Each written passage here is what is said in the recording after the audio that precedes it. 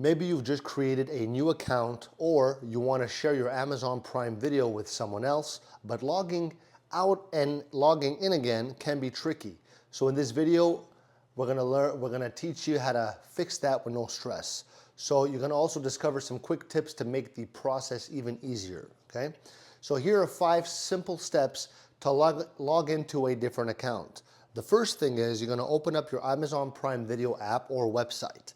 Number 2, click on your profile picture in the top right corner. Number 3, scroll down and select Sign Out. Number 4, enter the new account's email and password. Number 5, enjoy your favorite shows in your new account. So it's actually 4 steps. So it's really that simple, and now you can even start enjoying your favorite movies with ease. And if you're excited to try this, don't forget to let me know in the comments, like, subscribe for more helpful videos like this. Let's start making your streaming experience better today. Thanks for being here. Love ya. Ciao.